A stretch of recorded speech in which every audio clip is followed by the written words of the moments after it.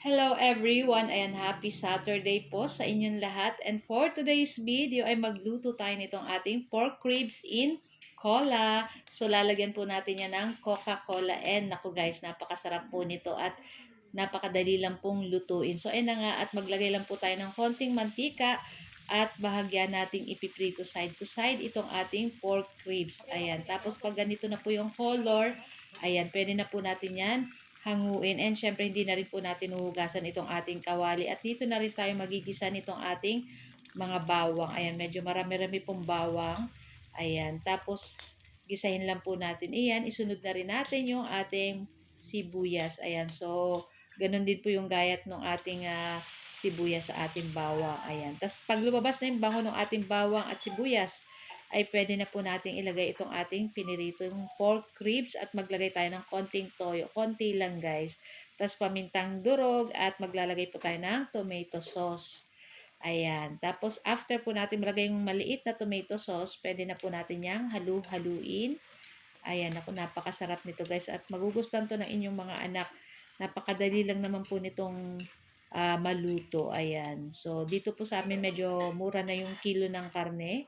Kaya, ayan, kahit mag-araw-araw tayong karne. Pero, syempre, ingat-ingat pa din po. Ayan. Kasi baka kung mga high blood, ayan. Tapos, samahan nyo na rin po guys ng mga gulay-gulay para kahit pa paano may gulay tayong kakainin kahit may pork. Ayan, balance pa rin dapat. So, yun na nga at naglagay lang ako ng konting banana ketchup. Ayan, inubos ko na guys kasi konti lang naman at nakukulangan pa ako sa pula ng ating tomato sauce. Tapos ayan na guys at halu-haluin po uli natin iyan. Tapos ayan, ako napakasarap at talagang pwede din to guys pambaon at ayan pwedeng panghanda din kasi masarap talaga siya guys, kakaiba. So yan na nga at meron tayo dito nga 8 ounce na Coca-Cola. Ilagay na po natin dyan sa ating lulutuin at lulutuin lang po natin ito sa katamtamang lakas ng apoy at palalambutin lang po natin dyan yung ating pork ribs. Before maglalagay din po tayo ng konting sugar, ayan, tapos asin. Ayan, sa ating pampalasa. Tapos yan na po, syempre tikman-tikman na lang kung medyo kulang pa. So dapat ang lasa po nito nag-aagaw yung tamis at konting alat.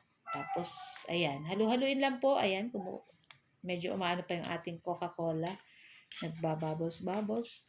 So tatakpan lang po natin iyan at pagkatapos ng 1,000 years, charot, ng ilang minuto, nakita nyo guys, wala nang sabaw at chinek ko, malambot na yung ating ribs at okay na rin to guys. So, huwag nyong kalilimutan magsaing ng marami pag ganito yung ulam guys kasi napakasarap po nito. Sauce pa lang ay ulam na guys. So guys, don't forget to like, comment, and share. Thank you for watching. Bye! Ciao!